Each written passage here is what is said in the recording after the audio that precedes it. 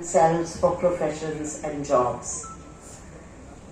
Actually, the education system prepares our citizens, not our job makers. They prepare the kinds of young people who will raise the issues that have been raised since the morning. Why don't we oppose what is happening?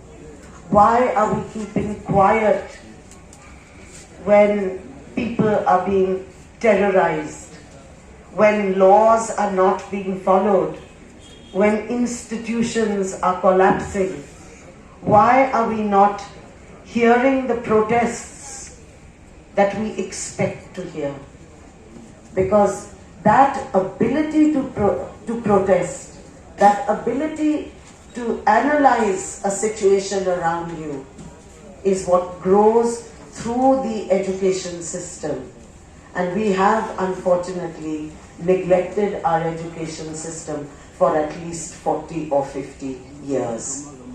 And I think we need to look at how, and we do know that we want to save our constitution, we do know that we want to save our society, we do know that we love the pluralism of which we are a part. And therefore, I think we have to realize sooner rather than later that we have to focus attention on what is happening in our education system. The modern idea of education in India developed during the process of the freedom struggle. I think this is something that should make us sit up immediately.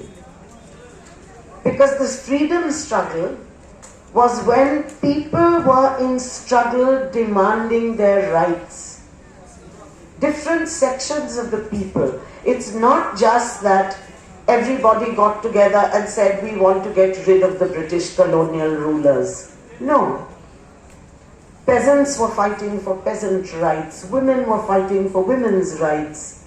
Students and youth were fighting for their rights. Working class was fighting for their rights. And the Indian people were fighting for the right to constitute themselves into an independent, free nation. And that is where I think the very first sentence of the preamble of our Constitution, where it comes from. I don't think any other country has a sentence like that in its preamble. We the people. Nobody gave us our Constitution. We the people gave it to ourselves because we wanted rights, we wanted freedom, we wanted to be able to organize ourselves into a society that we were going to determine. And it's in the process that we created the idea of an education system. I do not know how many of you remember that there was something called Nai Talim. Nai Talim was a system of education that was organized by Gandhi and Zakir Hussain Saab. But it was a system which drew the involvement of people from rural areas, of people from urban areas, and it drew the involvement of working people. The idea of New Talim was that education should be organized through productivity, through labor, and the process of labor. Because, and by this I want to make it very clear, as Gandhi and Zakir Saab both said themselves, that when we talk of productivity and education, we do not mean vocational education. We mean that the knowledge of a society is contained in its productive processes. And that knowledge has to be retrieved and organized and put before the young people of that society so that they learn to appreciate what working people do. Otherwise, we have this idea that working people labor and intellectual study. That was not at all the point. The new basis on which India wanted to establish its education system was one in which the contradiction between labor and intellect, between the hand and the mind, was to be overcome.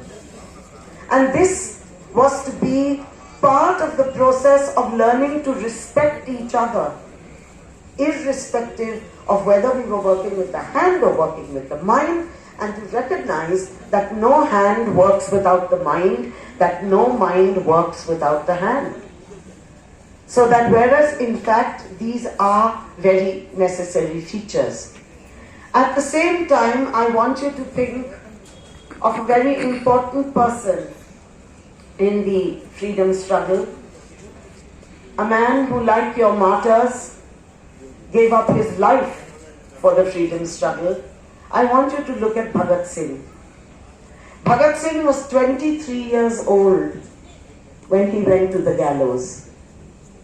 He was a man, or should I say a young man, he was a youth, who said that we will never be free unless every individual is free in our society. And in order to achieve that freedom, he wrote this beautiful piece which actually was written, I think, about 2 weeks before he died. It's called Why I Am an Atheist. It's an essay called Why I Am an Atheist. When I read it, I thought it would be about religion. Actually, it has nothing to do with religion. It is all about education. His point was very clear. He said that as long as I realized that revolutionaries tended to be atheists. And he said, I realized this from whatever knowledge I have gathered about the world of revolutionaries across the world, in different countries. And he said, I realized that the reason why they were atheists was because they did not want to blame social evils on God. You see, if your social evils are the responsibility of God, then it's God's responsibility to settle them as well.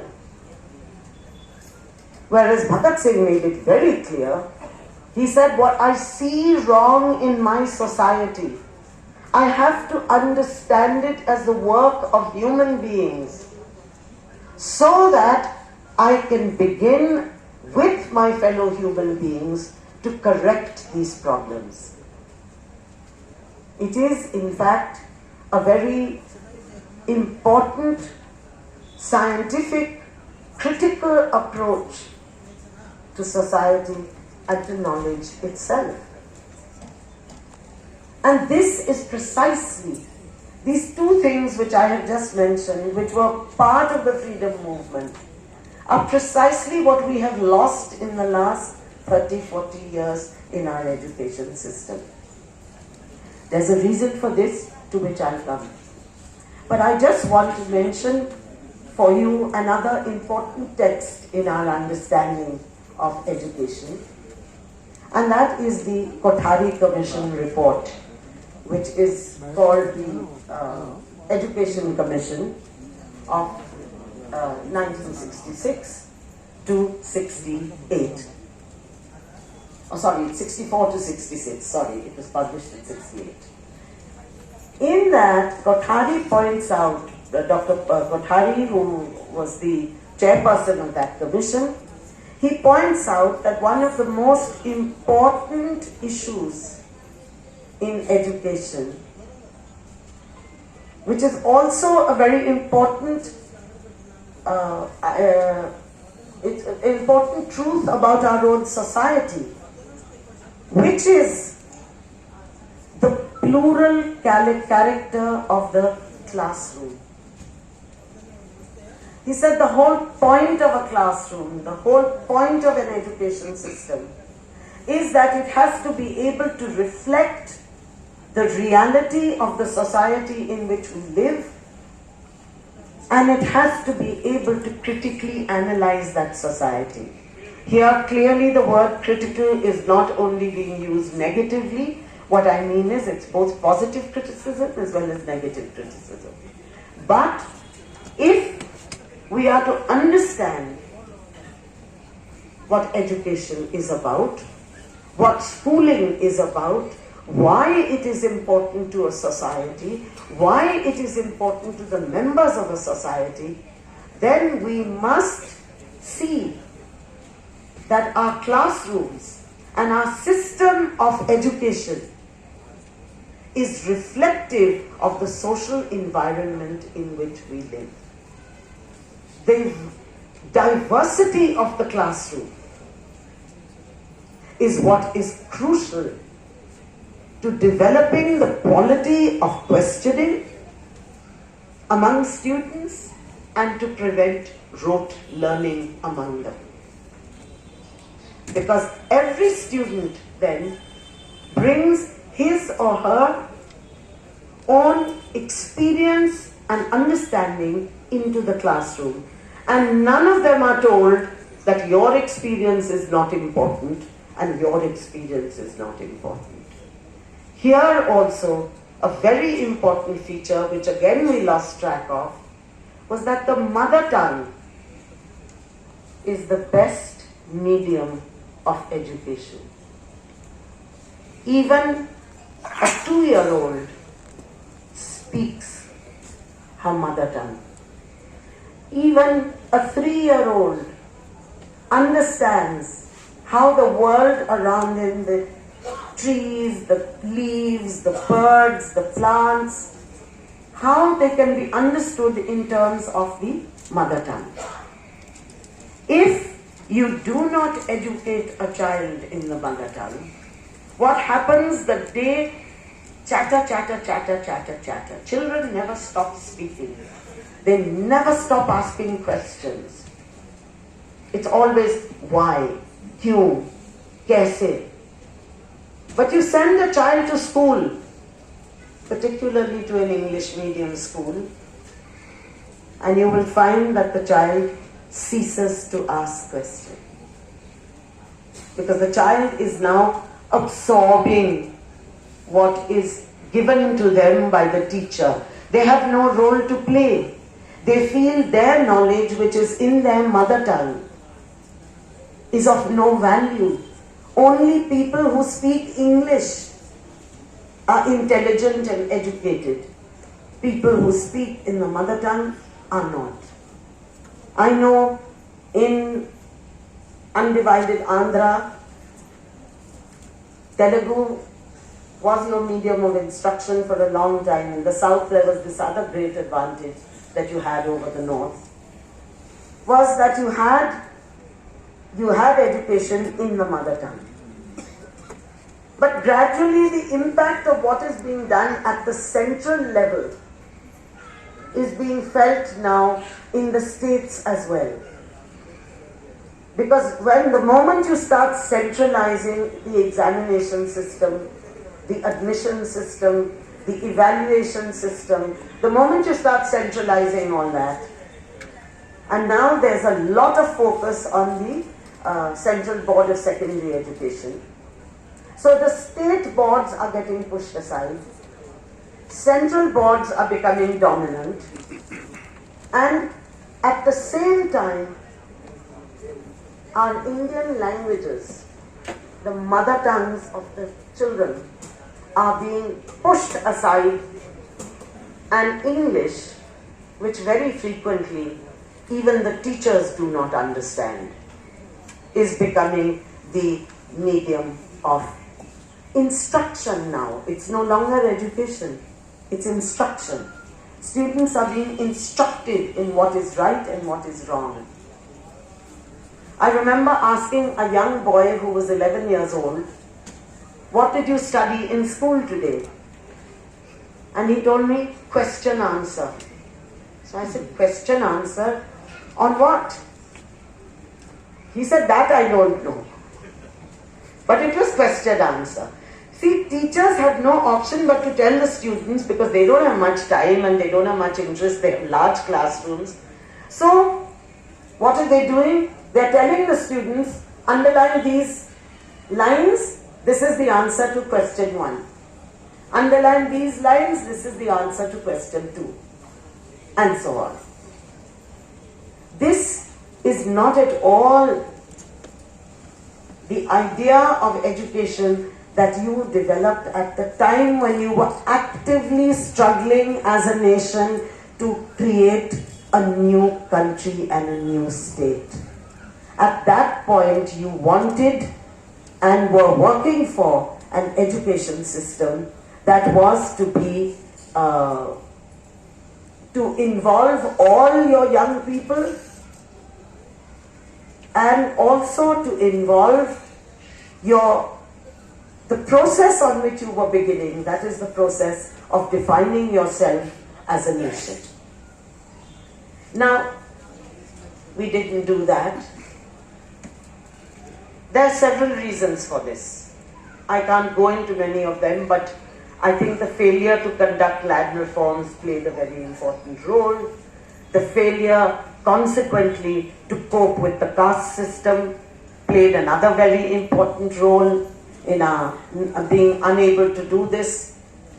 But the result is that by our collective failure actually went into a phase of international development where a very strange institution began to determine education. And this was the World Bank. It's very interesting, because the one thing I kept looking for everything in the World Bank, is there anything the World Bank has to do with education? And it doesn't. The World Bank is only concerned with creating markets for the development of international capital and securing markets for them. But at the time that the World Bank decided that in Asia and Africa, the ex-colonial countries or the recently decolonized countries, education and health and public utilities needed to be brought under the market mechanism. They could not be part of the state provision of facilities for society. And that is why in the late 1980s and 1990s, in 91, please remember that we formally decided to adopt the neoliberal method of the neoliberal reforms process. And the World Bank told us that we shouldn't waste finances on education. We shouldn't have a state-run education system for which all the children, since 1944 we had been saying that all children would be able to go to school only if the national system of school education was to be a common school system and was to be funded entirely by the state. But suddenly now, in 1991, we were being told, please do not do this, let the private sector enter into education, and you let parents pay for their children's education. It is amazing that in a country where the Arjun Sen Gupta report actually said that almost 80% of the people live on less than 20 rupees a day, anyone could have believed that the government was foolhardy enough to want to privatize education. So they started bringing in, they opened up the doors for privatization of education, but they started bringing in ways in which to reduce government or public funding, government funding in education. And the World Bank told us that the way to do this is to have multi-grade classrooms, so that one teacher could take 5-6 sections at one time, sitting in different corners of a classroom. Similarly, students who could not be expected to spend, as they said, a whole day in school, were now told that they would be able to get their education through little education guarantee centers. Now you tell me, what is a school if not an education guarantee center? So if the school can't guarantee education, and who are these children who can't spend all day in school? These are working children. And working children, or children of the working class, children belonging to what we today call the Bahujan sections of society, who we know constitute almost 80% of our society. They are the ones who will go into this. And within a few years, you found that education, state education, even the Right to Education Act of 2009 said that 25% students must go to private schools. Now people thought this is very good, you're allowing children from poor families to go to private schools. But in fact, this was a system of promoting private education, because the state was reimbursing the expense of this 25% of children who were sent to private schools. So the state actually now began to fund private schools for providing education. So in this way, what you ended up doing was, you ended up destroying a public funded education system, which in fact needed improvement and expansion. It needed that. Instead of doing that, you withdrew more and more state funding from it and you left it to the private sector. Now, nowhere in the world, not in the capitalist countries, not in the advanced countries, not in the socialist countries, not in the Asian countries like Japan and Korea, etc., which have full education, nowhere has the private sector ever universalized education. But why did we do this? Why did we fly in the face of all social experience, of all historical experience, and do this? Because we had given up completely by this time, by 2009 and after, we had given up completely the idea with which education was put first into the directive principles of the Constitution, with a timeline of 10 years. There was a timeline given. It's the only directive principle you will see where there is a date given by which it must be achieved. The universalization of education. We had given up that idea. We began to treat the universalization of education as a numerical problem. How many children are going to school? How many children are going to formal school? How many children are going to education guarantee centers? How many children are going to low budget schools? How many children are going to Sarkari schools? But universalization of education is not a numerical problem.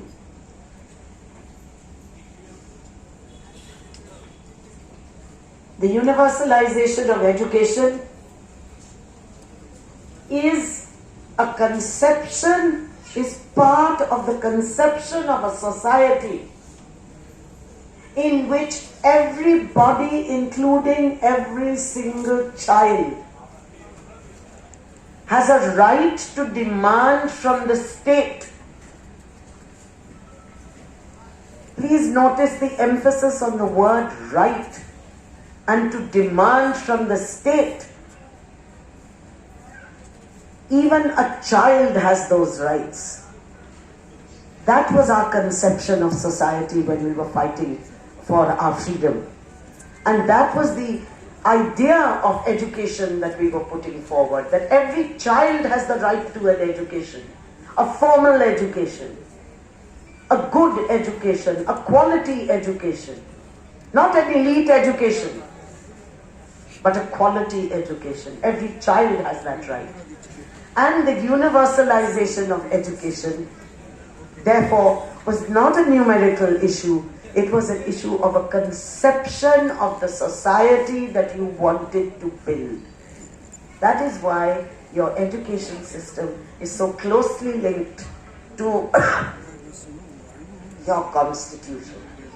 Because your constitution tells you that we want to create a society which is equal, non-discriminatory, and based on social justice. So, if we look at this question of education from this point of view, from the point of view of the Constitution, from the point of view with which Baba Sahib Ambedkar had insisted on education being a fundamental right. Unfortunately, Sardar Vallabhbhai Patel, who was then the head of the Constituent Assembly section which was debating this issue of education, said, Baba Sahib, aap kyun kahin ja rahe hain? Why are you going on saying that education must be a fundamental right? You know we don't have money for it. And this is the argument we are being given even today. We don't have money for it. So let the private sector take it over. Because we are so busy giving them handouts that they have the money for anything they want to do. But even then, in 1993, the Unni Krishnan judgment made education a fundamental right and said, without the right to education, there is no right to a life of dignity. And there is no right to a life as an active citizen of a society. Now, with this view of education, we have to focus on this view.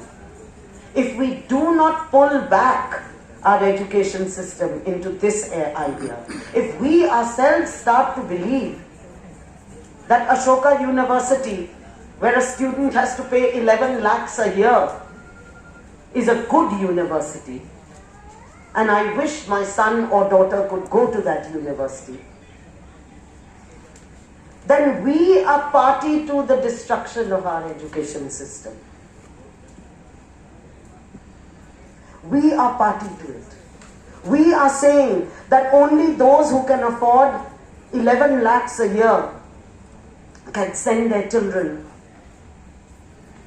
to gain critical knowledge, to gain the kind of, but of course, you know, we don't want them to get critical knowledge now. We want them to pick up skills.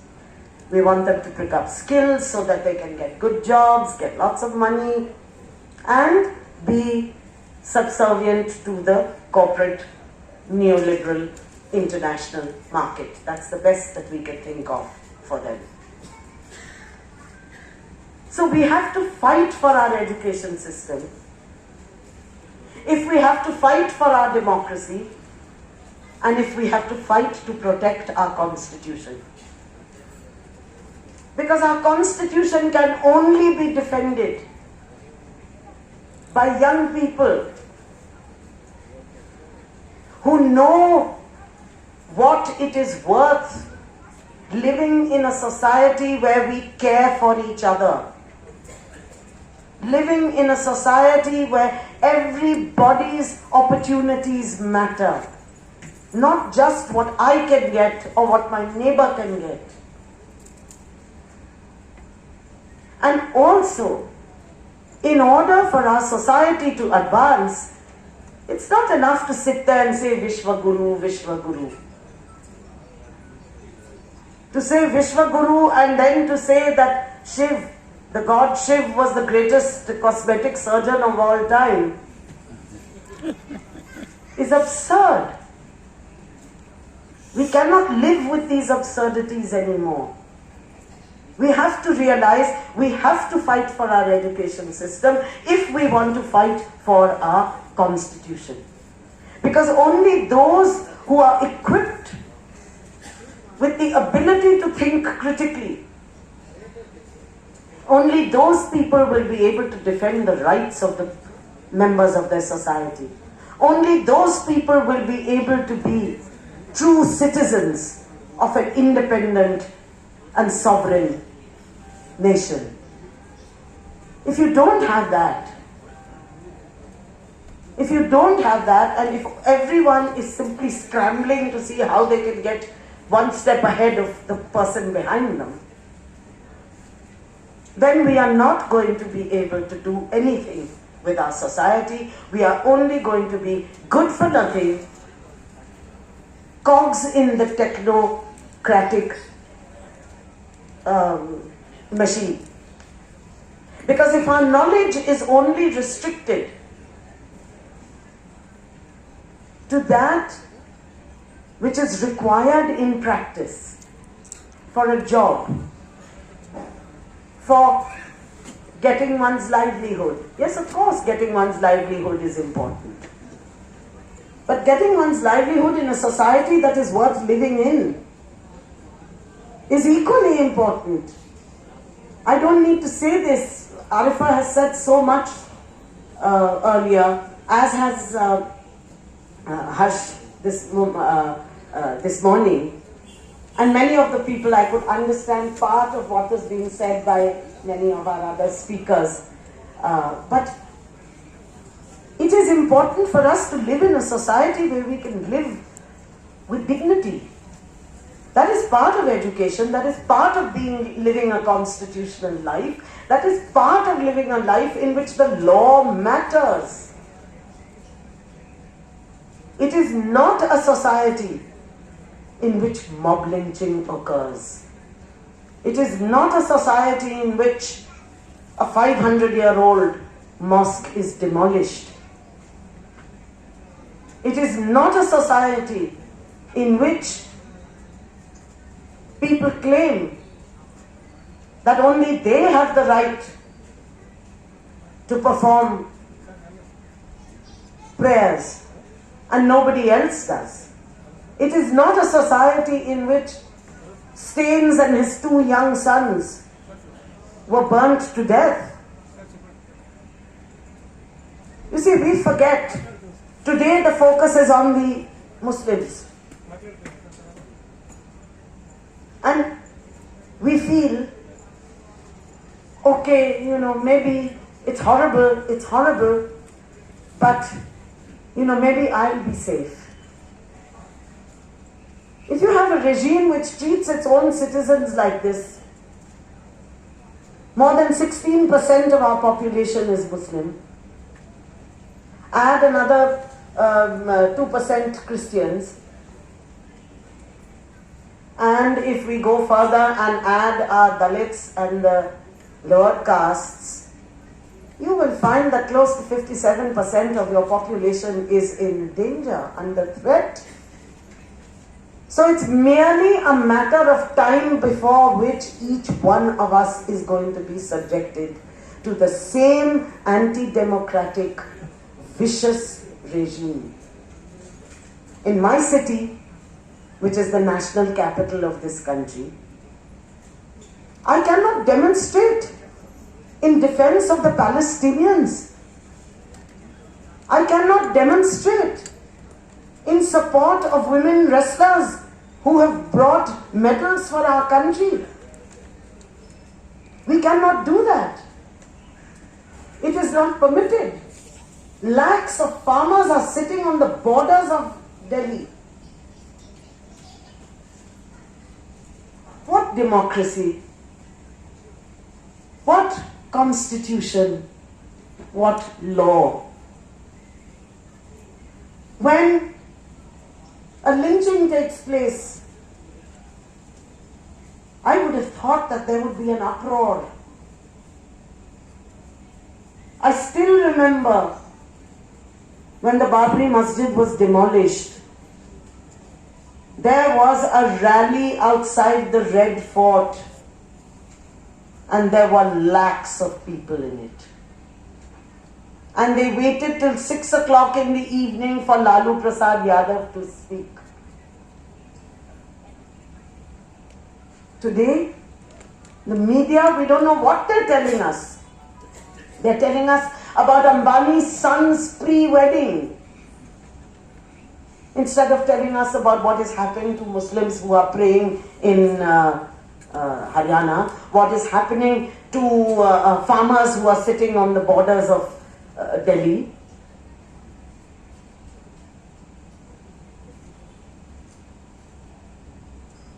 The other issue that I want to raise, there seems to be this vague idea amongst many of us who think progressive as well and who feel that the status of education is being endangered, that the RSS is very good when it comes to education. I want to disabuse you of this idea completely. This is part of the RSS fake news which they spread all over. The RSS was established in 1925 as a Brahmin organization of a particular sect of Brahmins, and their goal was to establish a Hindu Rashtra. From 1925 to 1952, the RSS did not have anything to do with any schooling. All they had were shakhas, where indoctrination and physical training with lathis took place. No education, only indoctrination. And the people who indoctrinated were called pracharaks. And the kind of training that the pracharaks give you is amazing. I had an experience of this as a teacher in Delhi University. I was working with some students and some women's groups, and there was this woman who had come from Saharanpur. She was with the Mahila Samakhya, which was sort of, I think, an earlier phase of Asha workers.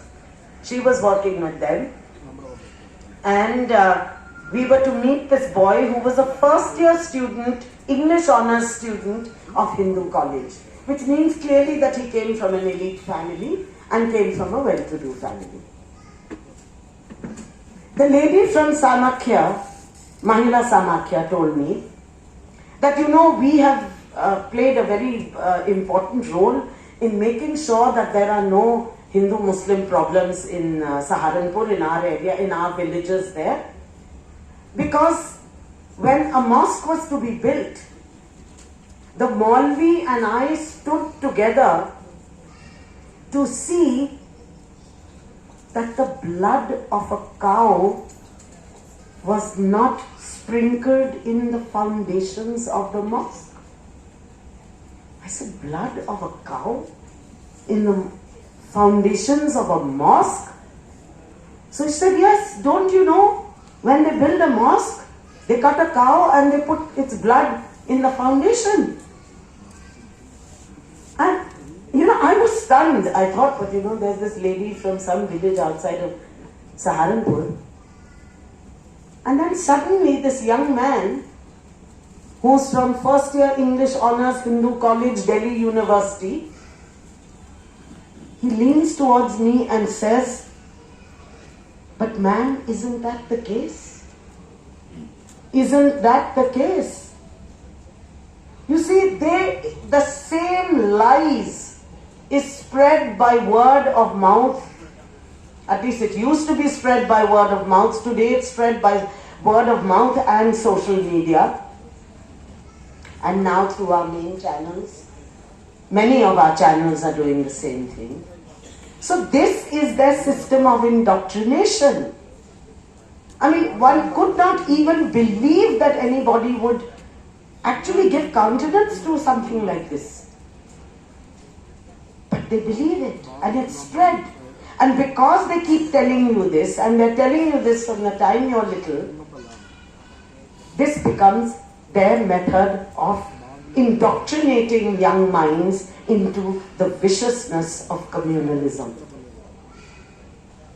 Now, so till 1952, the RSS had nothing to do with education. Indoctrination was their sole work. And indoctrination, I don't have to go through many of these. There are many of these lies which they spread, fake news, and there's much of it, so one cannot do anything about that. The reason that they started their first Shishu Mandir in 1952, can anyone guess why they did it? In 1948, January, Gandhi was assassinated. And Godse and his links with the RSS and links with the Hindu Mahasabha and Savarkar and Bagde and all of them had come out in the open. And the then Home Minister, Vallabhbhai Patel, had banned the RSS. When they banned the RSS, then parents stopped sending their children to shakhas. So they had no access to young people. And just after the first ban was lifted, that is when the RSS set up its first Shishu Mandir. But their interest, let me tell you, from then and right to today, was not education. Their interest was always indoctrination. And they continued to use from 52 to 77. There were only 500 Shishu Mandirs all over the country. 500. Over a period of 25 years. But in 77, what happened? The Jansangh joined the Janata Party. And they became ministers in the Janata government. And since then, they have always used their control over state power, over government administrations, in order to enter into the education system, in order to direct it in the direction of this indoctrination, and in order to provide funding and salaries for their cadre.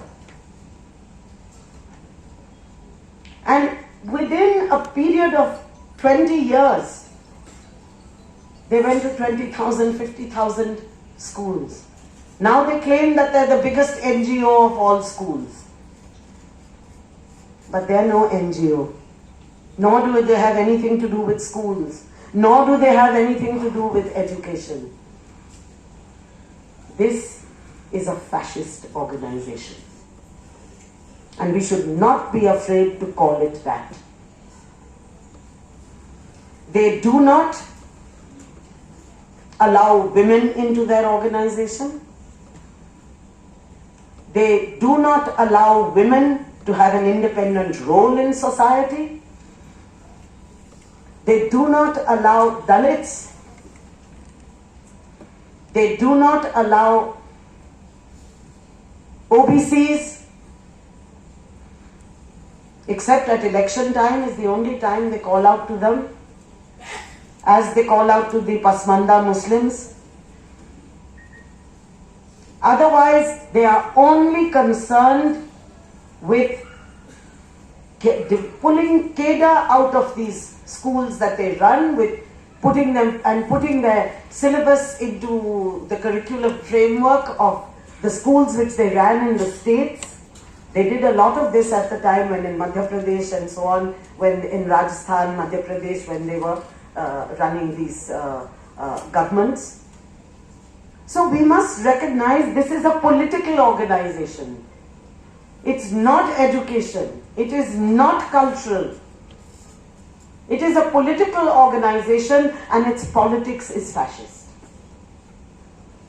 If you look at now, people don't get off on trains at stations very frequently, because most of those of us who still use trains tend to get onto the air-conditioned trains which go from one place to the other. But until about 7 or 8 years, 10 years ago, every single station in North India, you could buy a cheap copy of Hitler's Mein Kampf in Hindi, and at the back was written, I think it was Hegdewar or Golwalkar, one of the two, who said, all India's solution to all India's problems lies in this book. Mein Kampf. These are people who have drawn their inspiration from Mussolini and from Hitler. And from now, amazingly enough, they're drawing their inspiration from Israel. Israel, which is doing in Gaza and in Palestine what the Nazis did in Germany. The Zionists, in fact, it is unfair and wrong to call them Israeli.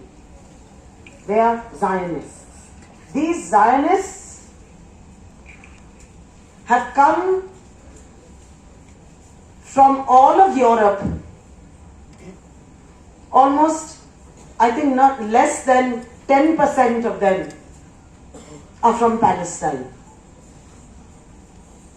They have come from Europe, and they have come to play a particular role there.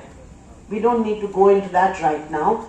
But our government and the RSS have very close links with them, very close training with them. In terms of security,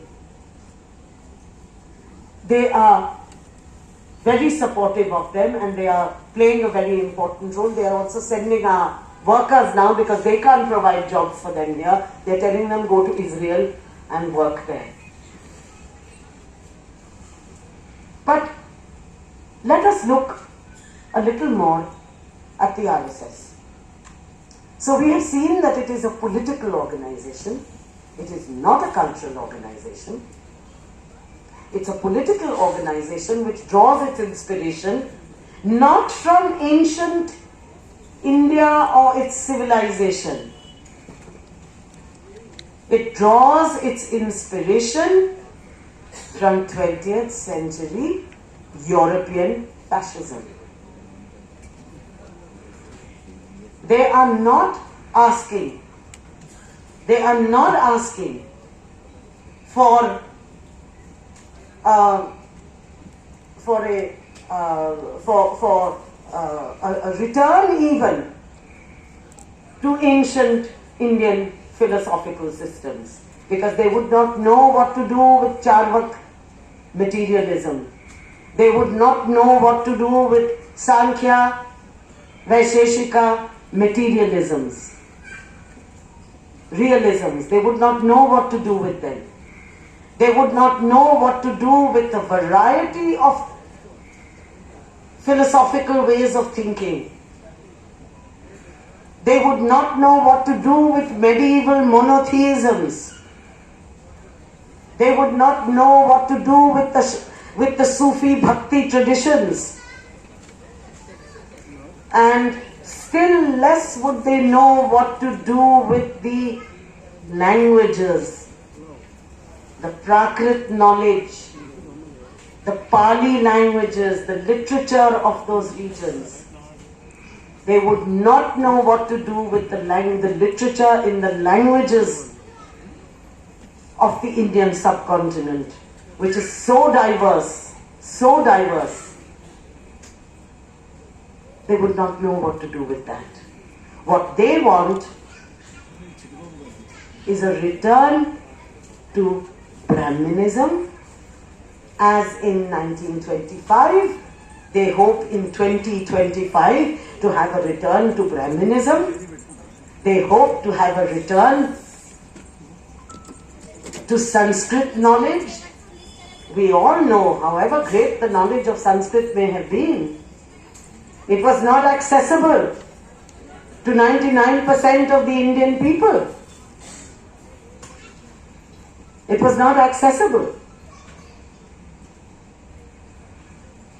And today they want to make it compulsory for every student, right from school, from the time they enter into school till the time they leave university. They all have to study Sanskrit and all have to study an ancient text.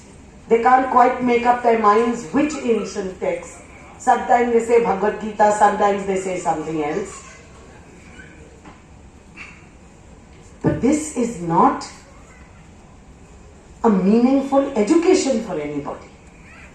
This is in fact what they are asking you to do, is to take the learning of the Shakha and convert every school into a Shakha.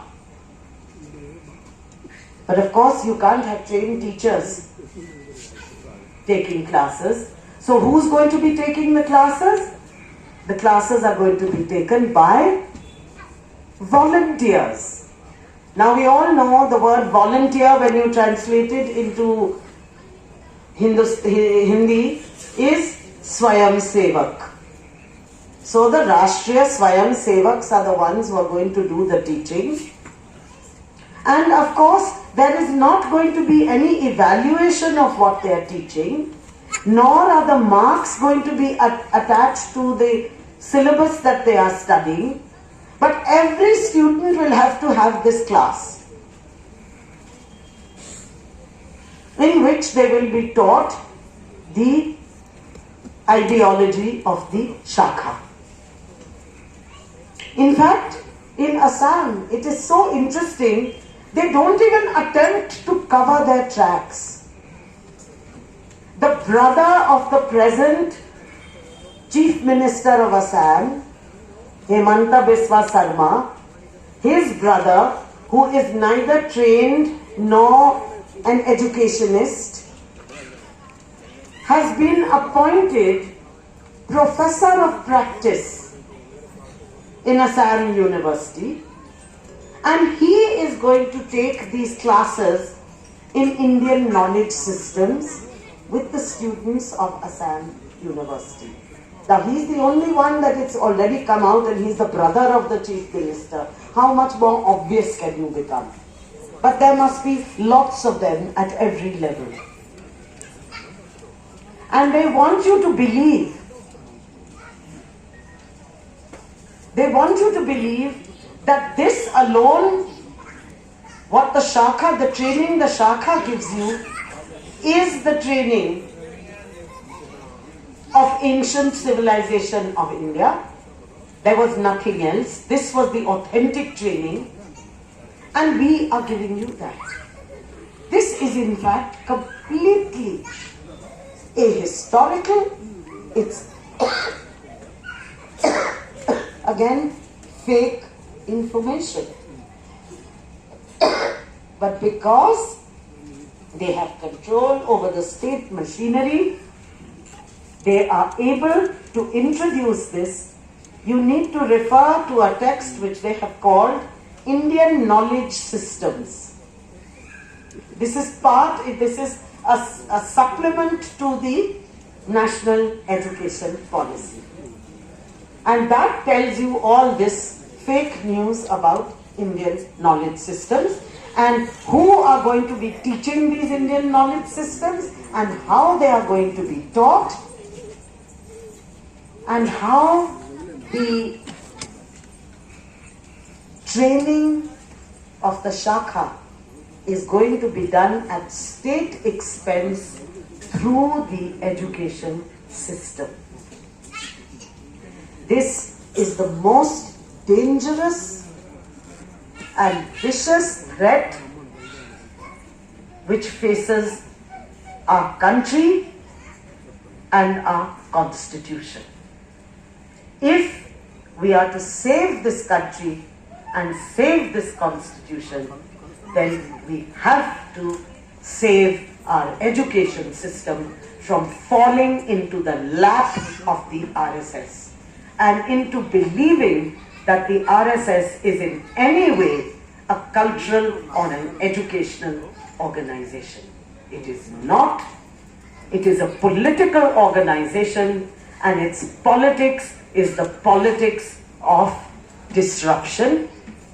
Its politics is the politics of fake news, fake information, and anti-democratic, anti-people, anti-constitutional. That is something which is extremely important for us to remember, and we have to be very, very careful to see that we do not allow this organization and its way of thinking to advance.